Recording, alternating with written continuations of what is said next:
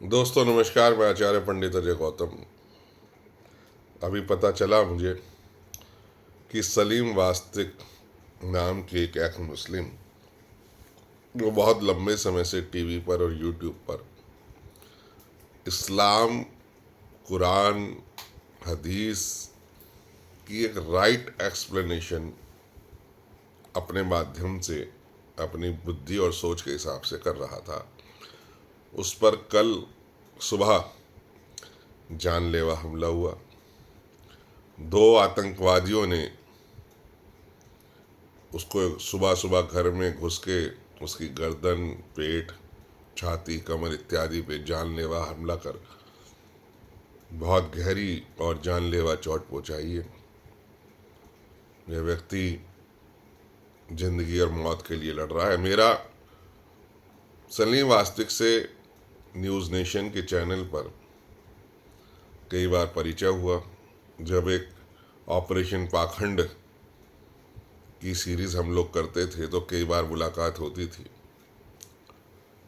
और मैं कई बार पूछता था उनसे उनके परिवार के बारे में कि भाई आपको थ्रेट्स वगैरह आती है या नहीं आती। तो वो हमेशा एक ही जवाब देते थे, मैं यूपी है, यूपी में रहता हूँ, बाबा की पुलिस है और बाबा के होते हुए कोई मेरा बाल भी बांका नहीं कर सकता। और यूपी पुलिस पर उन्हें, योगी जी की सरकार पर उन्हें इतना था यकीन था कि योगी सरकार में कोई उन पे हमला नहीं करेगा, जैसे राजस्थान में कन्हैया लाल के साथ हुआ, गुजरात में अन्य लोगों के साथ हुआ, या जिस तरीके से बेअदबी की घटनाओं को लेके ये जो आतंकवादी हैं लगातार हमला करते रहते हैं, उन्हें बहुत यकीन था कि नहीं, मैं यूपी में रहता हूँ और यूपी में किसी की हिम्मत नहीं है। और उस पर हुए उस हमले से ना सिर्फ उनका यकीन टूटा, लाखों करोड़ों उन लोगों का यकीन भी कहीं ना कहीं हिला है जो योगी जी पर और योगी जी की पुलिस पर अथाह भरोसा करते हैं, जो स्कॉटलैंड की पुलिस से भी अव्वल मानी जाती है और कभी ऑपरेशन लंगड़ा, कभी लूला, कभी बहरा करने के लिए बहुत प्रसिद्ध है। लेकिन 2 दिन बीत जाने के बाद भी सलीम वास्तविक पर हमला करने वाले आतंकवादियों का ना तो एनकाउंटर हुआ, ना वो पकड़े गए, ना ये पता चला किसने किया है।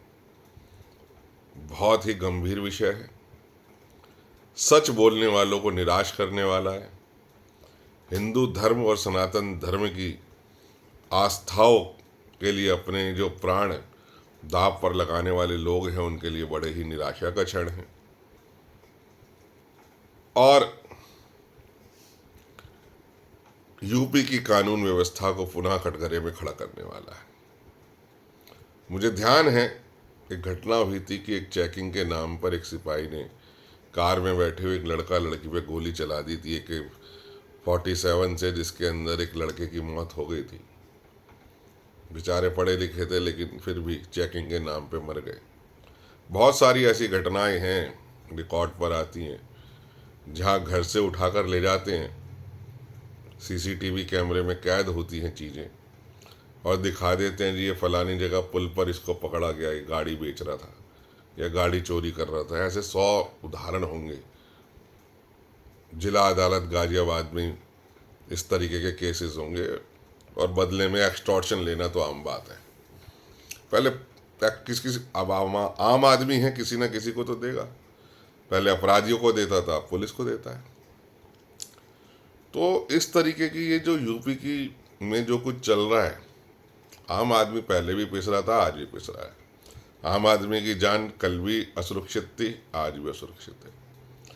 और सच बोलने वाले हमारे जैसे लोगों को, सलीम वास्तविक जैसे लोगों को और अन्य लोगों को विचार करना पड़ रहा है कि अपने बलबूते लड़ाई लड़ी जाए, यह सोच के कि सरकार तो उनकी सहायता करेगी नहीं, सुरक्षा करेगी नहीं, तो क्या अपनी जान को जोखिम में डाल के सनातन के लिए सच बोला जाए या चुप करके बैठ दिया जाए जैसे कि करोड़ों लोग बैठे रहते हैं।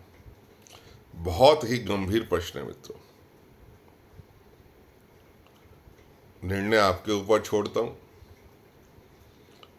वास्तव में स्थिति बहुत खराब है। हम जितना मर्जी बुलडोजर बाबा कर लें, जितना मर्जी हम यूपी के लॉ एंड ऑर्डर की स्थिति कर लें, बदलाव कुछ हुआ है, लेकिन भुगतान उसका जो जनता कर रही है वो उससे बहुत ज़्यादा है। सलीम वास्तविक कुशल रहें, वापस से समाज में आए, मैं ऐसी प्रार्थना करता हूँ। लेकिन अगर उन आतंकवादियों को यूपी पुलिस ने नहीं पकड़ा और उनका एनकाउंटर नहीं होता तो समझ जाइएगा कि सरकार की उसमें मौन सहमति है। नमस्कार, धन्यवाद। अजय गौतम, जनहित याचिकाकर्ता, हम हिंदू से।